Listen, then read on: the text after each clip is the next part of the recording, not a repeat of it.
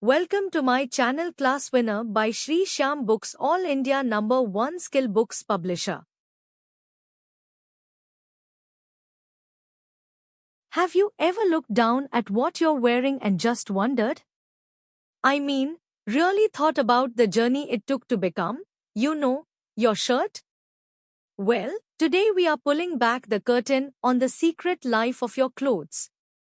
We are going to explore exactly how a few simple raw materials get transformed into the amazing fabrics we live in every single day. Let's jump in. It's a pretty wild process when you think about it, right? How does a plant become a t-shirt? Or how did that cool pattern on your shirt even get there? It all starts with something incredibly small. And we are going to follow that entire journey from a single, tiny fiber all the way to a finished, patterned fabric. Okay, so our journey starts at the very, very beginning. We are talking about the fundamental building block of literally all textiles, the fiber. Everything, and I mean everything, starts with these tiny, individual strands. So what even is a textile fiber? Well, the technical definition is a unit of matter that's at least 100 times longer than it is thick, but honestly, here's a much easier way to think about it. They're basically the microscopic hairs of the fabric world. It's all these little, tiny hairs that get gathered up and spawn together to create just one single piece of thread. Now, these fibers really fall into two major camps. On one side, you've got your natural fibers, which you guessed it, come straight from nature. We are talking about plant-based stuff like cotton and jute, or animal-based fibers like wool from sheep or silk from silkworms. But what if you need something cheaper, or maybe way more durable, or something with special powers like being water-resistant? Well, that's where man-made fibers come in. These are engineered through chemical processes to get us exactly what we need, from silky smooth viscose rayon to super tough polyester and nylon. And this is just a perfect example of how diverse even natural fibers can be. I mean, look at the difference.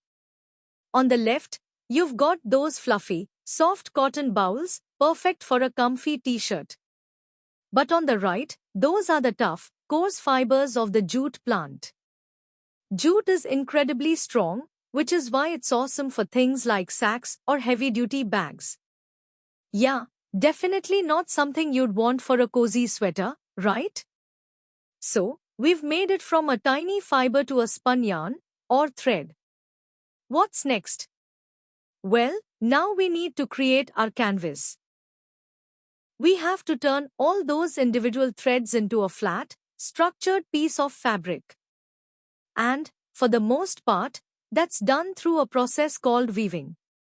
Think of weaving as, well, it's basically like making a basket, but on a massive, super fast scale.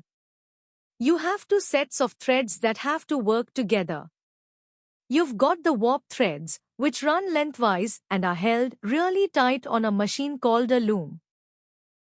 Then you have the weft threads, which travel crosswise, going over and under the warp threads, locking everything together to build the fabric, one row at a time. And it doesn't matter how complicated the machine looks. The whole process really just boils down to these three simple steps, repeated thousands and thousands of times. First is shading. That's where some of the warp threads lift up to create a little gap. Second is picking, where the weft thread gets shot right through that gap. And third is the beat up, where that new thread gets packed in super tight.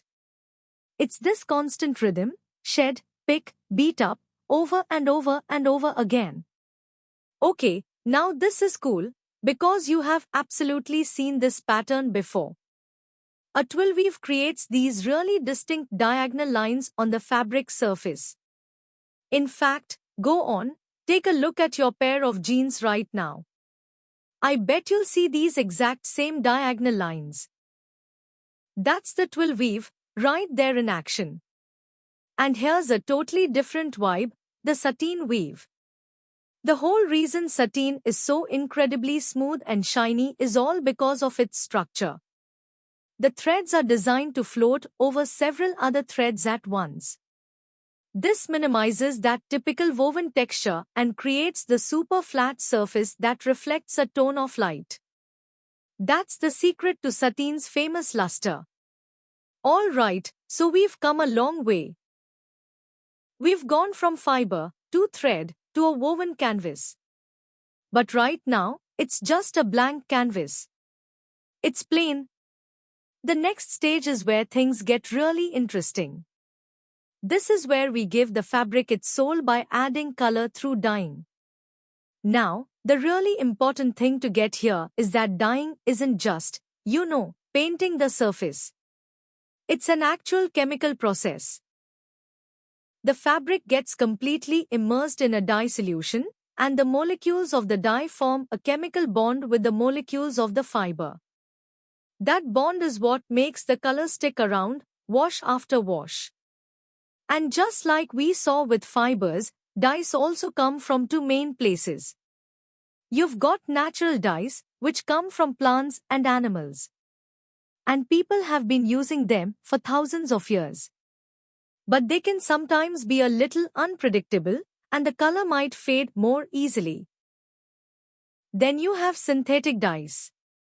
These are a much more modern invention, and they offer incredible consistency and really high color fastness, which has made them the absolute standard for most of the clothes we buy today.